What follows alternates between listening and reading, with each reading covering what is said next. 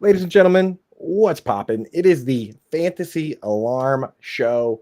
We've been doing some best ball drafts because it's still July. Once we get into August, starting very soon, we're going to get into the heavy redraft stuff. Totally different strategies, but it's still best ball season right here at the Fantasy Alarm. We're playing on DraftKings right now. If you want to play with us, hit that QR code there or go to fantasyalarm.com/DKBestBall.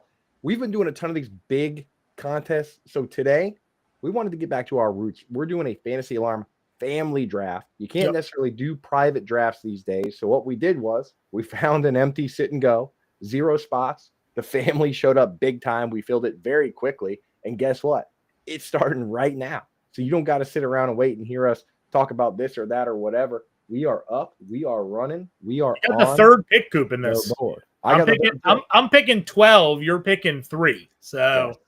So the idea here with this, Johnny, is so many people are trying to do these giant best ball contests, which is the equivalent of hitting the lottery. I do love them. I'm going to continue to do them. But if you want to kind of make sure you get a return, if you're a sharp gamer, what you should be doing is jumping into a bunch of these contained contests. And these are the ones where I'm willing to do high entries. Like I'm not going to do a high entry giant contest because it's kind of too much risk. In this, I believe in my ability to go out and draft the best football team and win this contest. So this one's just a $5 one. But what I did was I reached out to a bunch of the regulars, the sickos. They've been calling themselves the degenerates in the Fantasy Alarm Discord that have been doing best ball drafts all year. We got Dan Malin in here as well, one of the analysts over at Fantasy Alarm that absolutely crushes it. Make sure you check out his offensive line rankings, especially in the draft.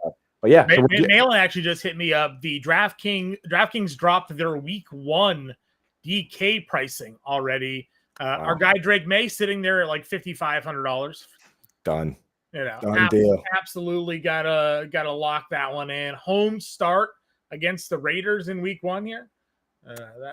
That's lock that in. Josh, we're not even in preseason games yet. In week 1, DFS pricing is out. That's awesome, dude. There's going to be crazy values you're going to find going in there. CMC, not even the highest priced running back. So we'll have a lot of regular DFS content, obviously, coming out as we head into week 1. But we are obviously doing some best ball here. Mail-in on the clock. Cool. What's your thoughts on drafting early in drafts? We kind of talked about how I actually like drafting late in drafts. But what's your thoughts here? Do you have a preferred draft spot? Yeah, I do. So I don't mind drafting early and I like drafting late. Where I don't really like drafting is in that like pick 7 or 8 spot there. Okay. So the first 6 guys in this draft, Chase, Robinson, I took Gibbs because it's full PPR, but I have no problem taking any of Barkley, Jefferson, Lamb. It's making that pick at 7 that I don't like doing because I don't mind having any of those players there. I don't think any of those players are that bad, but I don't think that any of them are that much better than any other ones. Henry, Nakua, ARSB, Neighbors, McCaffrey, all those guys, Achane, Genty. Like, I have no problem with any of those guys. So I'd rather move to the end, John. Like you're kind of suggesting you get 2 of them. Like, I'd much rather have the 2 guys you got than Henry and then whoever else our guy W257 is going to take over there. So I mean, Henry went early in this one. You and I did the $15 million draft the other day, and we got CMC and Henry back to back, like drafting at the end of the draft. Here, Derrick Henry goes 7, McCaffrey goes 11, got sniped there. But already kind of seeing a little bit of different movement, and we often talk about how we're a bit at a disadvantage when we draft with the family because they know who we like, they know who we want to draft, they know where we want to draft them, and sometimes they snipe us here. Yeah, and that's why I did it this way. I set it up with the family drafting with us because we want to get a look with sharp gamers, right? Because we're talking today about how you can go into these contests and find a sit and go that's $100 buy-in, $200 buy-in, however much you're willing to go, whatever you consider to be big stakes. But for us, we just wanted to do a nice little $5 entry. But the way to simulate that is to put a bunch of sharp gamers into the draft and simulate what a sharp draft looks like. So that's what we have today for you folks, and we got a bunch of those sharp gamers in the chat hanging out with us. Talking ball on a Friday, dude. I think the Wednesday-Friday schedule feels good to me. We might have to just keep it going, dude. We might just have. Yeah, I mean, listen, we're gonna have Wednesday, Friday. Maybe one more as we head closer and closer to fantasy football draft weekend, obviously. But once the football season starts, we're running like 5 streams a week. Coop and I obviously have our Sunday morning show. We'll have the Thursday night live stream to get you guys ready. Alarm Fantasy Football on Tuesday, Wednesday, right? Or Tuesday, Wednesday, Thursday, I think you guys run. Yeah, we're going to do during the season Tuesday, Wednesday. No, Tuesday, Wednesday, Friday during the season because we have the Thursday pregame show. Show, right? So I mean, we're going to be chock full with live streams. So I mean, if you're for whatever reason in this draft but not subscribe to the Fantasy Alarm channel, I mean, or if you're tuning in now and you're watching us here on X, on YouTube, on Twitch, wherever you're at, make sure you hit that subscribe button so you get notified when we go live, because we give waiver wire advice, we give start sit advice, we give plenty of in-season advice during our live shows during the season, and we are live a lot during the regular season, so you don't want to obviously miss out on those opportunities. Yeah, Rodney, a little salty that the 7 spot is one that I said I didn't like, but guess what? You got Lab McConkey. It's a full PPR format, and it's a contained draft. You're not going to find a better pick that has a better floor and upside in this format than McConkey. So it looks like you did just fine from that spot. So, and again, for this particular contest, we're not doing the extreme things that we were doing on the Wednesday show. If you want to see how to win one of those contests, when you're trying to beat fields with thousands and thousands and thousands, like tens of thousands of people, hundreds of thousands of people, if you're going into the biggest contests on here, you need to do crazy things. So we were passing on players we liked to try to get kind of generational value on those guys. We were taking players we didn't particularly love if they fell a couple rounds. In this, you don't need to do that. In that one, you need to thread a needle so crazy thin. And if it's just one of your many entries into the contest, and if you just end up with a bad team because you're trying to do crazy things, so be it. In this particular one, where you go in and you have kind of a bigger buy-in, and it's a contained league, and you're only trying to beat 11 teams, this is where I lean into my own personal takes, my gut, and I will reach a little bit. I will get my guys, and I'll play that way because I truly believe that I can win a contained league just by drafting my guys. I don't need to do like crazy special things. I'm not playing Ricky Bobby style today, right, John? So with your draft, you started off with a couple. Obviously, I've been sniped twice now. I don't know who it is that's in front of me, but Tyreek Hill and Chris McCaffrey were 2 guys I wanted to go, and I'm just getting killed by the snipes here. So let's see where we're gonna go. Is that Scott Frankel? I mean, I don't know if it is. I mean, dude, on point. I'm going to go Jalen Hurts and James Cook because those are 2 guys that his name is Frankel, but it's not spelled like normal Frankel. But Frankel, like, do they have DK in Vegas? I don't think so. No, they don't have. You can't do DFS and betting. I don't know if you can do DraftKings or not for DFS for best ball. But I was all. I mean, dude, I love Tyreek Hill. I don't get the fall. The man was just hurt last year, and his quarterback was hurt. A guy coming off of like a 1,500-yard receiving season. Now all of a sudden he's in round 3. Like, this is where he's going because of one down year. What? Tell me why. Right. Explain to me why we're over. I feel like we're overreacting right now based off 1 year with Tyreek Hill. I mentioned this I mentioned this in a number of articles where it's one of the advantages that we can get, especially in best ball and these type contests where we look at stigma, right? Like, so many people, we all have the data, we all have the information. Certain players have a stigma attached to them that might not actually translate to anything in actual fantasy football, right? So I look for guys like, that have attitude issues, or guys that, like, for instance, Kyler Murray. People think that he's not a leader. People say that he's not a winner, but none of that affects his ability to play fantasy football. Like, in fantasy football, he's like the QB8 all time in points per game. So I really don't care if he plays Call of Duty. I don't care about any of that. That stigma around him can actually lower his draft stock, and that's a good thing for us. So with a guy like Tyreek Hill that he's always in the newspaper, never for the right thing. And he's got these the injury, to the wrist and all these things. People take that stigma and they are scared of this player. But in truth, this guy actually is still incredibly fast. You can watch a video of him from like a month ago torching legitimate Olympic hopeful athletes, the guys that are going to run for represent the United States on various levels. Like, he just cooks these guys in a 100-meter, at 30 years old. Like, there's a real possibility this guy just comes out and he's healthy and he's awesome. That's what it is. It's all tied to stigma. A guy says that he's going to, you know, quit on the team and people move him down, but sure enough, there is a camp. There is So a camp saying his wrist feels healthy. He's good to go.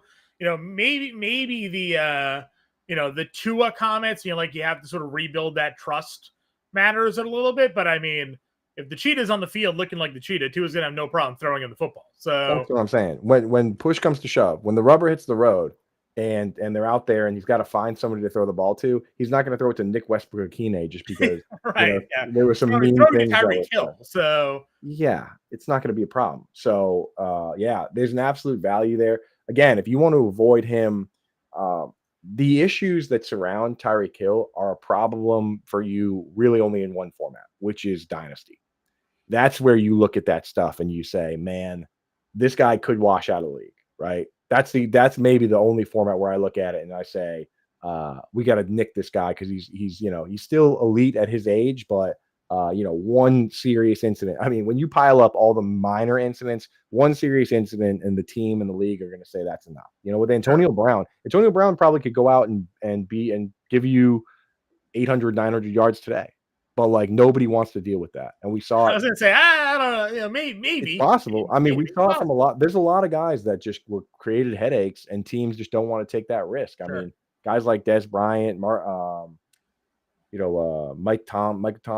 Thomas, like they don't want to deal with that. The Michael Thomas fall off was crazy. Obviously, again, he got hurt, right? But then he just kind of went like mental a little bit. So right. But even in his like last 3 games where he really like started, he scored touchdowns in all those games. I mean, it's just, in Dynasty that does bother me. Because it typically is guys like Larry Fitzgerald that take care of themselves and take it seriously. And, his dad was a beat writer and he was so connected to the game. Those guys do play longer. Chris Carter, you know what I mean? He started his career being a punk and getting in trouble. And then when he got sober and went to Minnesota, like he played the kind of career that can have longevity, So, I mean, it's hard. It gets into a really dicey area when you start talking about like character and the way people operate and treat themselves. But in Dynasty, that is a difference maker. So enough about that. Let's take a peek at these teams here. I thought about taking McBride there. I think Rodney got good. That's right in the area where I would consider McBride. Usually I don't take a tight end in the first 3 rounds basically ever, but in a full PPR format, you could be getting some. That's where positional scarcity might come in. I don't know. What would you consider McBride? Are you taking McBride at all in the 3rd round, John? Not really. I don't find myself taking the top tight ends there. This is kind of the area where I have gone and taken tight ends. Now, in this instance, I didn't. But the guys that are on the board right now at the tight end position are guys that I've looked to draft. Right. If my draft was to go a little bit more according to plan, which, having a 0 RB drafter in front of you is for the most, or a hero RB drafter in front of you right now is kind of killing my momentum. Taking Devonta Smith, someone I was maybe hoping to pair with Jalen Hurts there. I don't mind the Rashee Rice swing back. Again, at some point he's going to come off his suspension and be a productive player. So that's a good pick there. Let's see. What other drafts do we have? I've got some. Yeah, I mean, it's what's going to happen in these. It's sharp gamers. It's a full PPR format, so they're going to do that. I got Luke Costello drafting right next to me too. So it's going to be a dog eat dog draft out here. I'm feeling pretty good about my squad so far. I'm on the clock right now. Let's see what. I like it. You got a little Bengals stack there. Little bit. Didn't get Burrow though, but we're going to be okay. This is what I'm doing. Boom. Let's go for some upside. We got 3 rock solid wide receivers. Get the highest risk, highest reward pick on the board for me there, and we keep on chugging. Yeah, this is a start 3 wide receiver platform. So I mean, like there's a flex, there's 3 wide receivers. You gotta fill out these spots with productive players. So I'm with you there. Yeah, and I'm obviously, and I think a lot of people kind of are. It feels maybe a little bit trendy to be bullish on Carolina because we saw Bryce Young actually look like a competent quarterback towards the second half of last year. Like, oh, that's the guy that went 1 overall, right? Like, okay, all right, maybe there's a little something here. So he was taking good teams to the wire. You go back and watch some of those games, man. The Eagles game, it was a tough play, but Xavier Legette makes that dive and catch, and they potentially win that game at the end of the game there. They took the Chiefs to the very end to the wire. Like the two teams went to the Super Bowl. Like the Panthers were in those games. They could have easily won those games. So and he looked good. He was also Bryce Young was also running a little bit, which is Yeah. it's Well, he interesting. should. He's got a little mobility to him.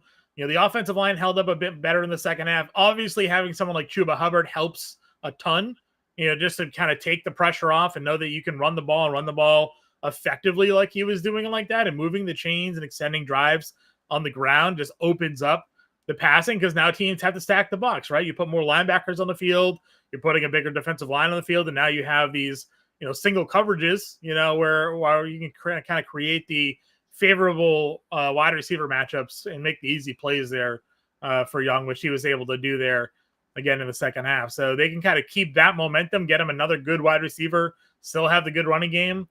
You know, there's some, you know, potential. There's some potential there for them. Yeah, they have quietly have a good offensive line. Like I like what they did, guys like you know, like Robert Hunter, like Robert Hunt. They have like a pretty decent O line over there, so I feel okay about the Panthers. It's just we don't really know necessarily. Again, the top wide receiver is a rookie. Adam Thielen's 34 years old. Jalen Coker is and Xavier Legette are both the question marks. If anyone checked out my Xavier Legette article, I went and watched all 500 routes and checked out all his stats. He has a pretty unique issue that I'm not sure if it's correctable, John. Okay. He has a tendency to jump whenever the ball comes to him. When it's necessary to jump, he actually makes some really incredible catches. Like he likes to jump when the ball is there. The problem Sure. is he jumps every time. Like he'll run a slant and he'll jump. It'll be like a ball down the sideline. He doesn't need to jump for. He'll jump. And the problem that you run into with that, first off, it makes it just more difficult to catch. You're adding layers to this process with timing and everything that increases your drops. The real big problem is that it kills your yak. They want you to stay grounded. If you ever hear, you know, people talk about Emeka Ibuka and a few of these guys that really the AJ Brown, like he can stay grounded and catch the ball in stride. Yeah. And Xavier Legette doesn't do that. He jumps, it kills his yak. He was actually wide receiver 267 in yards after the catch per reception. Only 2 yards of yak on average for this guy, because he would just jump and then they would grab him, you know. So he needs to fix that. I'm not even sure it's something that can be fixed, but it really does scare me with that one particular player. Preston Williams, that was one of the big reasons I hated Yeah. Preston Williams. That was such a big waste of my time, John, looking in hindsight. I think you recognized it at the time, but I don't think I needed to go to battle on Preston Williams as hard as I did. But we were right on that one. Where are you at with Chris Godwin, John? So he dislocated his ankle. Here's the timeline for him. He dislocated his ankle during the season. In the offseason, and he had surgery right away. In the offseason in spring, they reportedly went in and did a cleanup procedure. And now they're saying that was planned. It was according to plan, but he is not ready for training camp due to the timeline of the most recent procedure. Are you drafting him right now, or are you going to try and hold off and wait until he shows up for camp and starts looking decent? I mean, in best ball, I think it's okay to draft him because like you don't necessarily have to worry about starting him, or you know, you just kind of let the points come, and if they come in the second half of the season, you know, you're probably okay with that. You know, you just trust the team reporting, right? That this is part of the plan, that he'll be good to go. They still expect him to be ready for week one. You know, we'll see. Is he a guy that needs a bunch of reps? Probably not. You know, like it's, Right. you know, it's more so, is the ankle 100%? If the ankle's 100%, great. Maybe the first couple of weeks he might be on a bit of a snap count if he doesn't get any sort of real preseason practice. And again, they're short a preseason game this year. You know, that's something to look into. But I'm not fully avoiding him. Again, not a guy that I'm going into my drafts being like, I need to leave here with Chris Godwin. Last year, I thought he was just a free square where he was going in drafts. I was taking him as much as possible, and it was working out well for a while. Obviously, the injury kind of derailed that there, but you know, not someone that I'm going in and being like, gotta get, you know, not something like that for me. Yeah, that's where I stand as well. It's like I was drafting a ton of him when the idea was that he could be there and be ready to go. But you know, with the current timeline and the way things are shaking out, not really going crazy drafting him right now. I need to wait. I already have so much of them that when you get guys like that are in that situation, I'm willing to take a step back and let my percentages come down a little bit. And then if he's ready and good to go, I'll grab him. And the all the steam with Emeka Egbuka does, I mean, it does worry me a little bit. That's a guy I have not been drafting much of. Do you take a lot of Egbuka out here? I'm okay with it. Again, obviously, you heard the comments, right? And they're like, "Oh, he's a natural, right?" You still got to crack a lineup, like you still got to compete with targets with guys that are more established. To me, it felt like that was a pick for next year almost. Like, get him ready, get him reps. Mike Evans is a free agent. Godwin's obviously, we don't know what the status is going to be from him. He could be let go, and then you kind of move on, and your wide receivers are Egbuka and Jalen McMillan, something like that, because I don't know. I don't know if they extend Evans. I don't know if they pay him the big money that he's gonna want next season. So right. Egbuka is the guy that has the biggest disparity from where I rank him in Dynasty versus where I rank him in redraft, because I'm very high on him in Dynasty, just like I was very high on Chris Godwin coming out of Penn State. But the problem that Godwin ran into is that they had Mike Evans and they had Deshaun Jackson. So he actually had to wait 2 years and be a part-time player. yeah, And then it was year 3 where he came out and got the full-time role. And it was a laser show, and he finished wide receiver 2 overall. I watched CeeDee Lamb, incredible first-round pick player, one of the best prospects we've seen in a while. He had to wait behind Cooper Kupp and Michael Gallup. Jackson Smith and Jigba had to wait and be a part-time player behind Tyler Lockett and DK Metcalf at least 1 year. So for me, I do worry that, like, you know what? They drafted the guy that's most similar to Chris Godwin to replace Chris Godwin, but Chris Godwin's contract has a ton of guaranteed money. There's nothing in it related to the ankle at all. They went through and unlike some of these contracts, like Stephon Diggs' contract, if he were to fail his physical, which he did not, then his entire contract could have been voided. In Chris Godwin's contract, there is none of that. Godwin could miss the entire season with this ankle injury, and he still gets all that money. So I just have a feeling that they know the procedure that he underwent, and they trust this guy to be ready. So I'm not drafting a ton of Egbuka. I would take him coming up soon if he sticks on the clock for super long. I mean, I know people are probably watching the show and drafting along with us, so maybe they'll leave him there. But I worry that he's not going to be an every down player, which in best ball you can be fine. So this is what I was worried about, and this is why I hate drafting quarterback early. I took Mahomes looking at the ADPs of these other quarterbacks, thinking that they're all going to get picked, and then none of them did for like 2 rounds. It made me feel pretty stupid. Now they're all getting picked, and everybody picking Dak Prescott and Goff, and these guys are getting great value versus ADP. Of the quarterbacks that went in this round, a bunch of them did. John, which 2 do you like best of that crew? I mean, we went on the show. You listened to the Fantasy Time show yesterday. I really like JJ McCarthy. I would have no problem continuing to target him in drafts.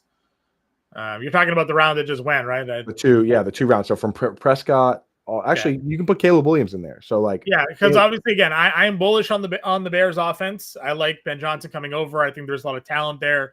I'm not gonna penalize Caleb Williams for last season and is getting his feet under him. The offense is still very talented around him, and now you have, but it's very clearly a bright and smart offensive-minded coach that can hopefully coach him up. Now, Caleb Williams had some ugly-looking throws again in practice in training camp that have been highlighted, and there were some really bad throws last year. I think you highlighted it a couple times where he was just throwing straight up behind Keenan Allen and right. DJ. Like those guys, if he threw it 2 feet in front of them, we were talking like house calls. Yeah. Instead, he was throwing behind them, and like they couldn't do anything about it. And that was happening again. He was throwing behind some guys at training camp today. So you hope he figures that out. He was gassing the ball. He was gassing the ball over the head of Rome Odunze. Oh, Luke, you rat.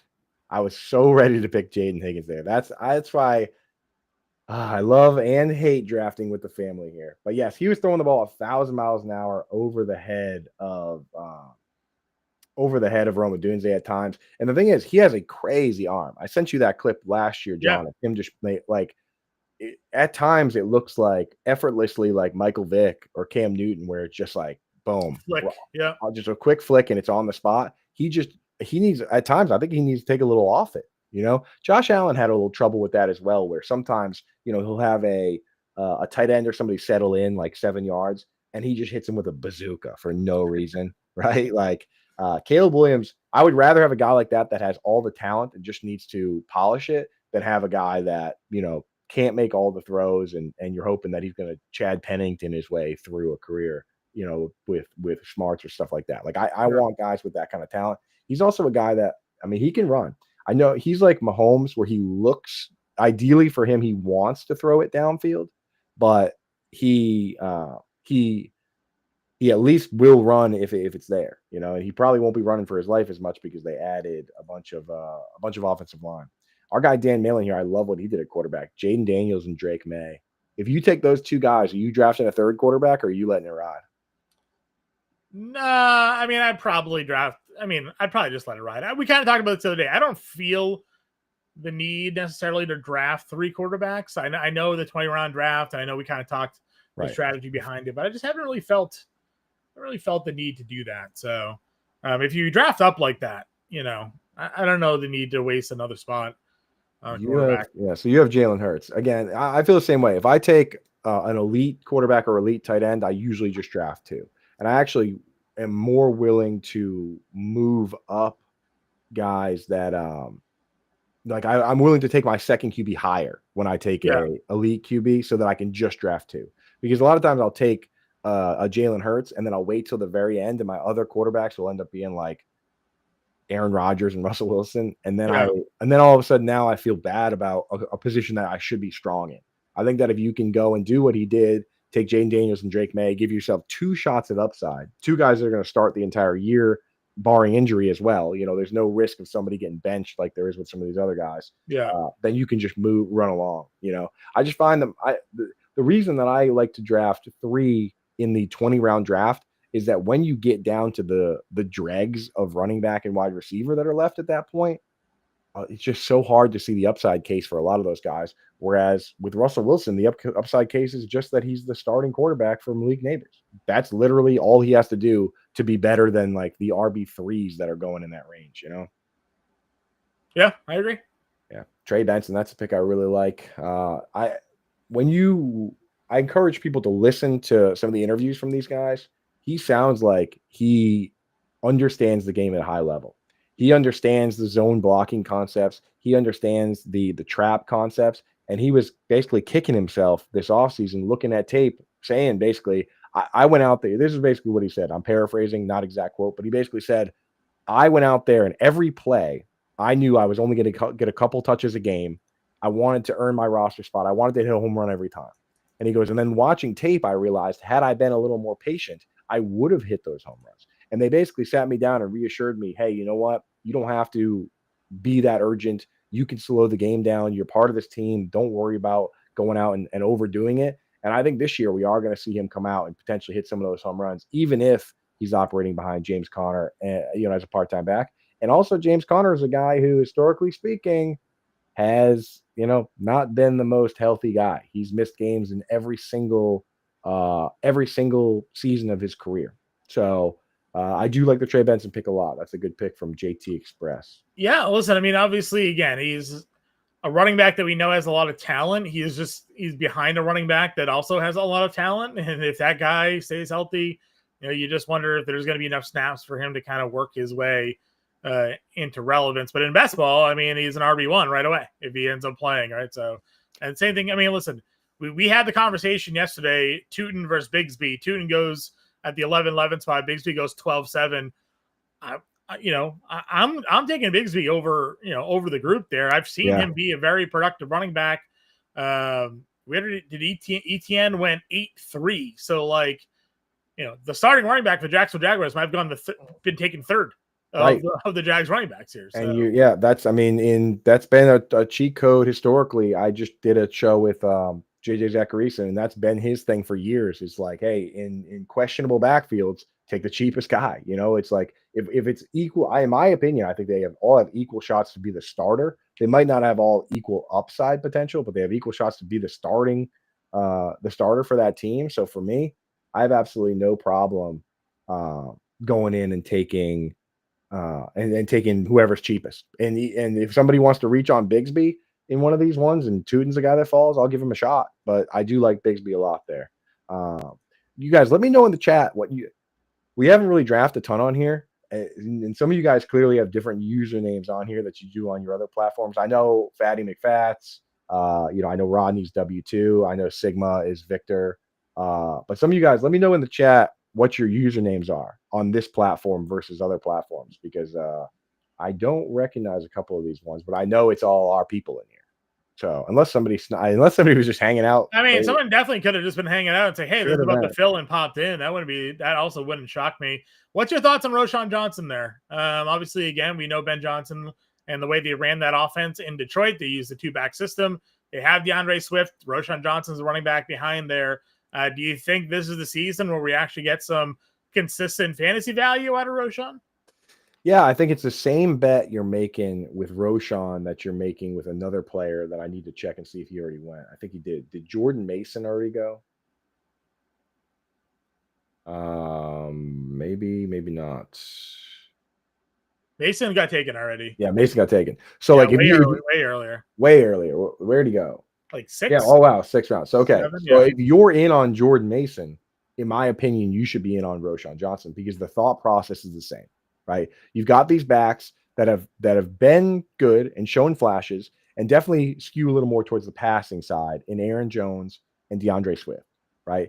Then you have leaders, the coaches of these teams, that have come out and both expressed in different ways the potential of splitting the backfield, right? Ben Johnson, it's obvious because he just had a split backfield in Detroit with David Montgomery and Jahmyr Gibbs. So the whole idea is like, oh, he's going to come over, he's going to do the same thing. Roschon Johnson would be the obvious candidate for early down work, potentially the rookie Kyle Managnai, but I mean, like, he's a 7th round pick, So that's the whole idea there. And then you have Kevin O'Connell, who came out and said, before they re-signed Aaron Jones, actually on the Fantasy Alarm Sirius XM channel 87, where John and I will be on tonight, 6 to 8 p.m. Eastern time, he came on with Kendall Valenzuela and them and said, hey, we want Aaron Jones back, and we want to keep growing this running back room, and we want to bring in somebody, a younger guy, to potentially even out this room and maybe spread things out a little bit. Sure enough, they trade for Jordan Mason to be that guy. So the argument for both these guys is the exact same. Is that rule going to translate to fantasy football? I think it really only will is if these are the guys that are out there on first down. That's that, you know what I mean? Like David Montgomery, that's the thing. He's out there on first down. The guys that start, quote unquote, start, historically lead the team in touches virtually every year. Not just carries, but combined touches. And they have more RB1 weeks. They have more RB2 weeks. That's per research from Nathan Yonke. So you want the guy who's out there on first down. I can't necessarily guarantee that's going to happen, but I will say if Jordan Mason's going round 6, then Roschon Johnson in round 13 is a value. Yeah, I'm with you there. Yeah, and I think that this is a backfield where now, again, we're all projecting. Like, we expect to see the offense look similar to what we saw in Detroit, so you look at the players, you kind of slot them in where those guys would have fit in that offense. In Detroit, you say, okay, this guy's going to play this spot, this guy's going to play this spot. When they get in these situations, you're going to see this running back probably get in. You're going to see DeAndre Swift play this sort of role. If Roschon Johnson ends up being sort of that power of goal line back, and DeAndre Swift's getting the Jahmyr Gibbs role, there's a chance he gets 6, 7, 8 touchdowns. He's not David Montgomery, but if this offense is good and good enough to score enough points, those opportunities are going to be there for him. So exactly. So that's the game you got to play with these. It's like, because again, the only 2 backs played more than 80% of the snaps on average. It was Kyron Williams, who played an absurd 87%, and Jonathan Taylor, who played 80% even. Everybody else split to the point where somebody else was at least getting, 20+%, 25, 30, sometimes 40% of the snaps. That's why Zach Charbonnet is appealing. I mean, Tyler Algier, he's a guy that's going to give you 700, 800 yards from scrimmage just by being there, regardless of what happens. Yeah, just existing, existing, his mere existence, and he's going to score a touchdown. And he'll get red zone, and they'll actually take Bijan Robinson off the field in the red zone and put Tyler Algier in there. Yeah, there are times where it happens, and Algier will catch balls too. I mean, like, that's the thing. So you gotta, the game, once the starter's gone, is finding those guys that are gonna get 30, 40% of the snaps, and the offenses that can allow for it. I mean, we watched a split backfield with the Patriots for 20 years, where both guys at times were productive. James White one year got 123 targets, and he was wide receiver 7 in this format. Within a couple of years of that, LeGarrette Blount only caught 7 passes, but he scored 18 touchdowns because the team is good. Look at the Lions, not just now, but also with Jamal Williams. Did Jamal Williams score 18 touchdowns because he's awesome?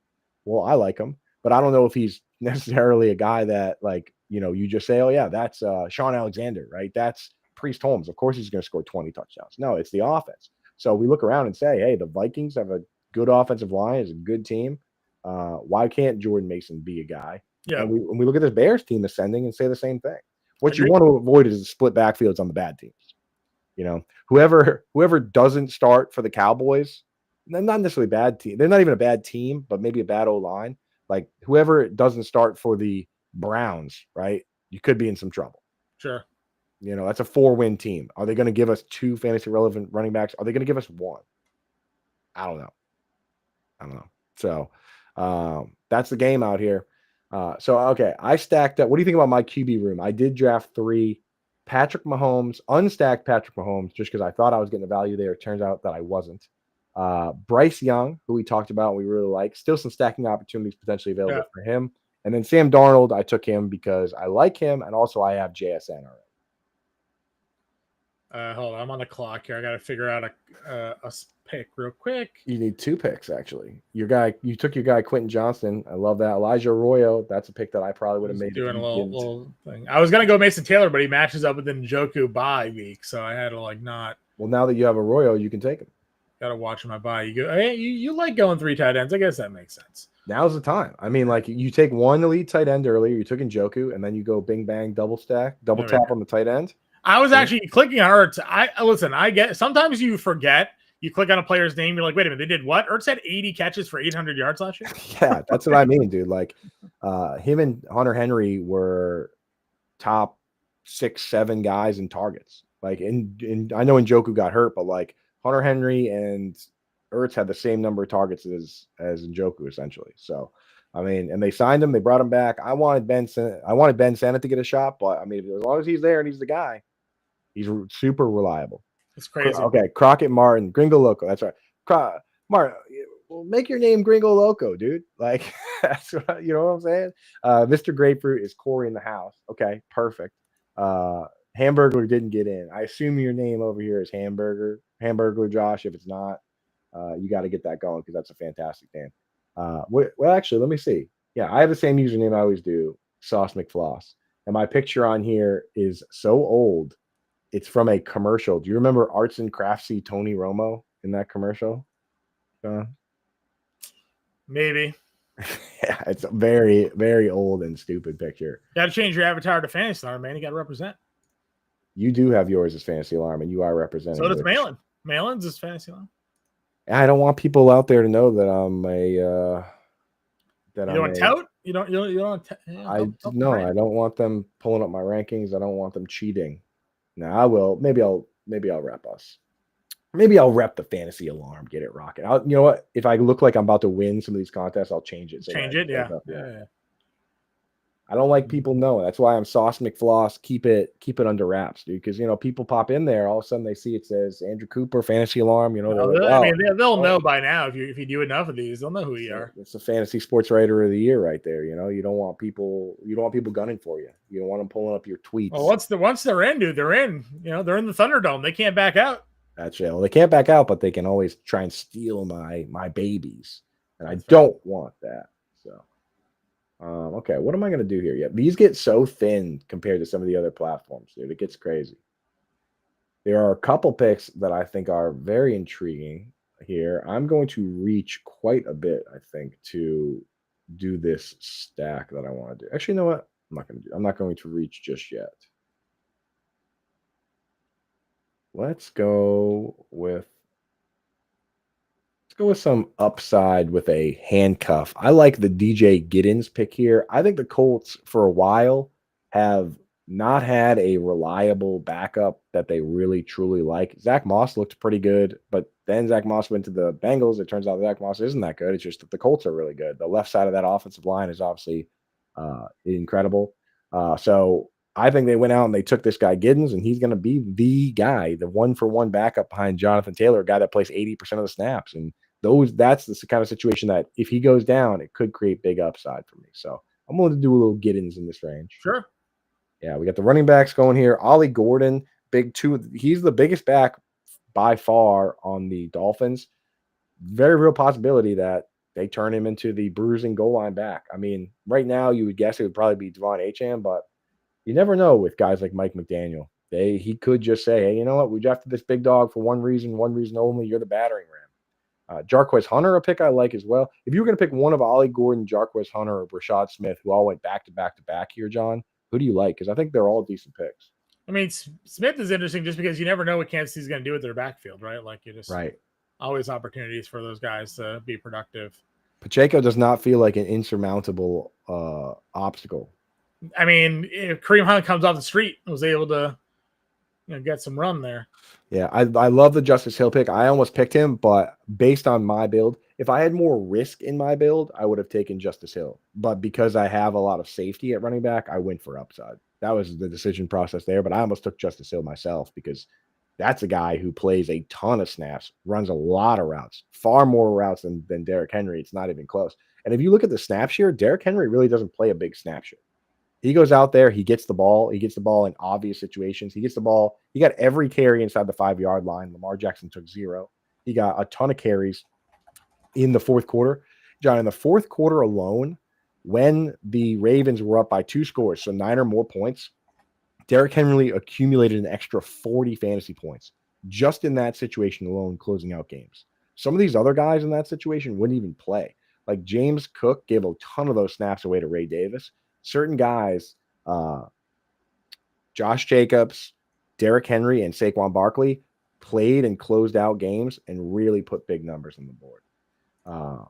Who just took Jatavian Sanders? Fatty McFats. It be your own people sometimes. It always does. I almost reached for him last round, but it was like he's going outside. He's going pick 220. So I figured, of course, he'll be there when I get back. I have Bryce Young too, so that would have been the perfect setup for me. Fatty McFats, what are we going to do with you? Here's the thing with these contained drafts, right? To keep in mind, all these things that you've been beating into your mind about correlations, week 17 matchups or whatever, which I particularly don't go crazy on those, but like stacking as well. Yeah. It's not as important in these type contained drafts. It's a lot of them. I think this one actually is just total points. There's not even a playoff schedule. So for this type of thing, I'm not super worried about total weekly points, but there's not a playoff schedule, so I'm not super worried about stacking and correlations in a format like this. I'm gonna take Darren Waller here. Doesn't feel good, but there's upside there. My guys, Rondé Gadsden went, Jatavian Sanders. So I'm just gonna give myself a shot at upside. Highly consolidated team once again, and they believe in him enough to trade Jonnu Smith and pull him off the bench. So who are we? Who are we to say they're wrong, John? Who are we to say they're wrong about Darren Waller? I agree. Yeah. So I'm willing to go there. Did Elijah Mitchell? That's another pick that I like from Luke. Again, just kind of getting exposure to that backfield, and someone steps up.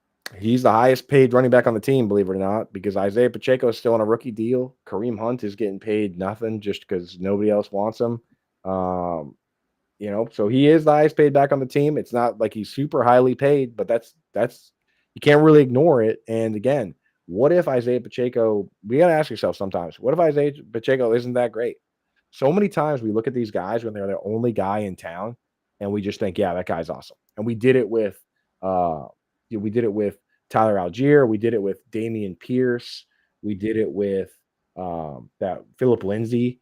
And then all of a sudden, it just turns out that it's a good offense, it's a good scheme, and then the real guy shows up, and those guys fall to the wayside. I mean, there are people that were trading for Michael Carter on the Jets, and then they drafted Breece Hall. So like for me, I don't know if Pacheco necessarily is incredible or if he's just on one of the best offenses in the entire league. So always willing to take shots on those guys. Elijah Mitchell. I mean, listen, we've seen so many people randomly get into that backfield and be productive. Pacheco being one of them. So right. You hit the right moment and you grab the right guy. So yeah, good comment here, dude. I tell you what, when you watch Isaiah Pacheco, he's one of the few guys that like actually makes me squeamish sometimes. Yeah, the Like, word violent runner yeah, is defined by a running back who frequently loses his helmet when yeah. running. So It sounds crazy. Like when they do the sounds of the game and he hits the line, you can hear like a crack. And I'm yeah, just there are times where there have been times in playoff games and stuff where I watch him and I'm like, ugh, he is a violent runner. Good player to have on your team, but that does get scary. There's Kyle Monogny. He's a big favorite of Pat Fitzmaurice over at Fantasy Pros. Had him on the show in the preseason pre-draft, and he was talking him up out of Rutgers. And you know what? when you say like a favorite of a seventh round running back, like it's Yeah, there's well, exactly. He's a player that he has touted. He was touting him. He was touting him back again. We did the show pre-draft and we talked running backs, and he had him he made the show at least. sure. And again, his comparable player for him was Pacheco, who also was a Rutgers running back. So you can't rule it out with a new coaching staff coming in and they're drafting their guys. Agreed. No, I listen. I agree with that for sure. Yeah, I didn't like that they gave an extension to Ryan Poles so quickly. I'm not a big Ryan Poles guy. Nah. No, he's made, for me, the moves he's made that are great, that everyone touts were easy. I mean, like, how hard is it to trade away the first pick when like, if you really look in hindsight, he could have taken CJ Stroud with that pick. He stuck with Justin Fields, which proved to be wrong, at least for the time being. And then he got lucky that the Panthers blew it. And that's how they got Caleb Williams. They didn't do anything special. They should have been picking at 9. Their pick was at 9. They got lucky that the Panthers completely face planted. That's how they got Caleb Williams. Also, the trade for Montez Sweat, John, he was being lorded and everyone's like, oh, wow, what an amazing move, trading for Montez Sweat instead of Chase Young. Turns out a bunch of teams offered a second round pick for Montez Sweat. It just happened to be that the Bears were one of the worst teams in the league and had the worst record. So they took the Commanders took their pick because they were bad. Like the Falcons straight up came out and said, we offered a second round pick, but the Bears had more losses than us. So I'm not giving him a ton of credit for that either. He also, traded for Chase Claypool. He drafted Velus Jones Jr. He signed Byron Pringle, which canceled out the Allen Robinson compensatory pick they were set to get. This guy, man, I don't know, dude. I don't know. If I was Ben Johnson, I would have said, hey, you know what? Let's play a season first and see how things go. And then we'll figure out, whether this guy deserves to get an extension or not. So end of rant on Ryan Poles. Okay.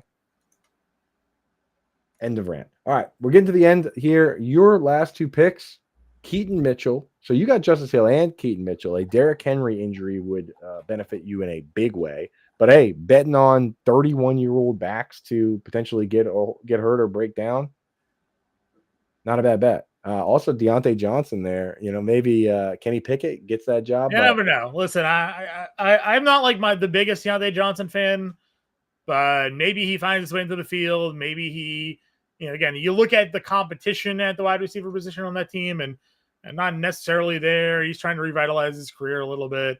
Double tapping Baltimore backup running backs, with Keaton Mitchell, Justice Hill. We'll see if one of those two can carve out some sort of secondary role. And if something happens to Derrick Henry, then there's an opportunity for him there. Again, we talk about who's an insurmountable problem or not.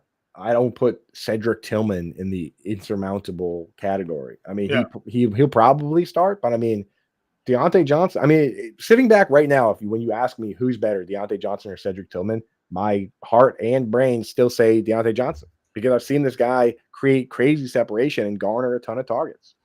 So looking over this draft board now, Rodney wants grades. He's saying that my grades in the past have not been good. Maybe not, Rodney, but you just lost half a grade right there for criticizing me. So I haven't even looked at your team yet, but you're on notice.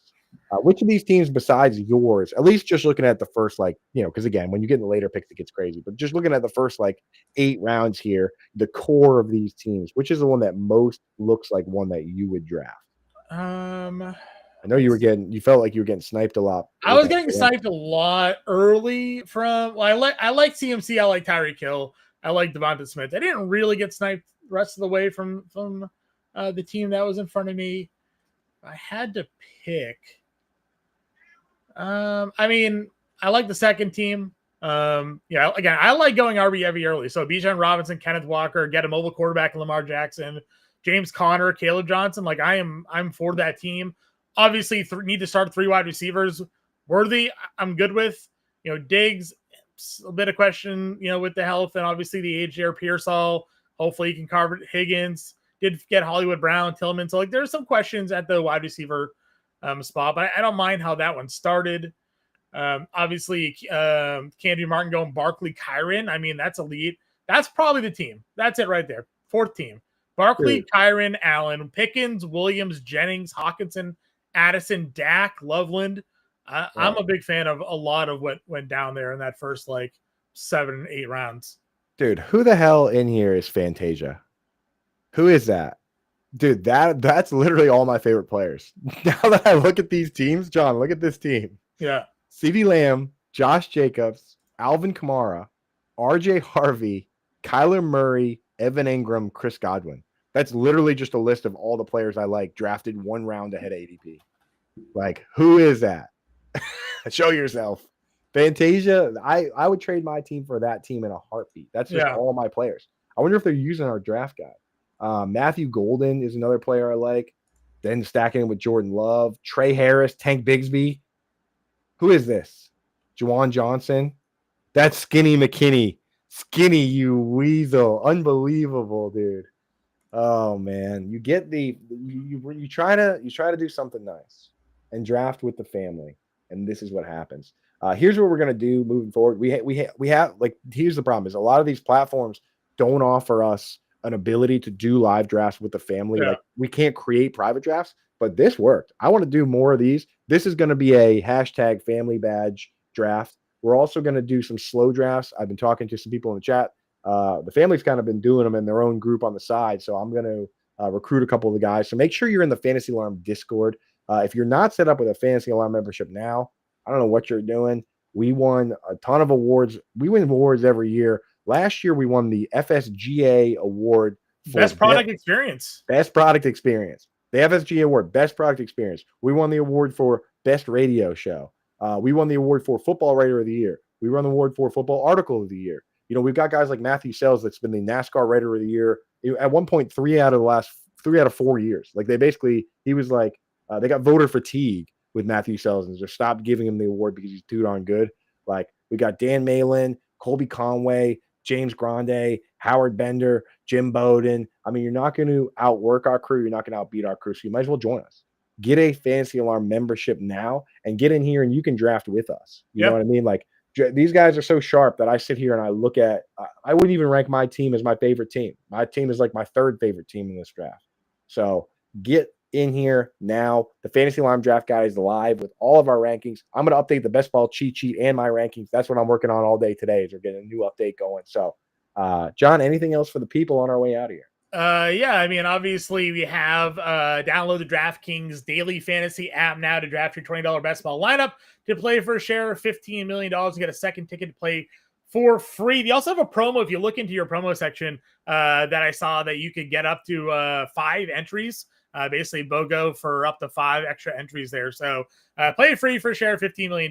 That's 2 chances to win big without ever setting your lineup again. Draft one, get one only on DraftKings. The crown is yours. Gambling problem, call 1-800-GAMBLER. In New York, call 877-HOPE-NY or text HOPE-NY at 467-369. In Connecticut, help is available for gambling problem. Call 888-789-777 or visit ccpg.org. 18 plus in most eligible states, but age varies by jurisdiction. Eligibility restrictions apply. Void where prohibited. 1 per customer. Enter the best ball $15 million headliner contest by 9/4/25 to get 1 bonus entry. $20 credit entry required. Reward expires in 30 days. See terms at DraftKings.com/NFL-bestball. Sponsored by DraftKings. Boom, shakalaka. Make sure you're in there. Make sure you're in the Discord so you can draft with us and be a champion because that's what we do at Fantasy Alarm. We do our best to make champions. So hit that QR code that's over my face right now and get yourselves involved. If you want more football content for us, well, guess what? Howard Bender's still on his way up to the Yep. Great White Alaska. So Johnny Impemba and I are going to be manning the ship on the SiriusXM show tonight, channel 87, 6 to 8 p.m. We got some great guests coming on. We got some great topics to hit on. It's going to be a lot more fun. So thank you guys for tuning in, hanging out with us today. We are going to be back here hanging out with you guys on next Wednesday. But for now, we are out of here. Adios, turd nuggets.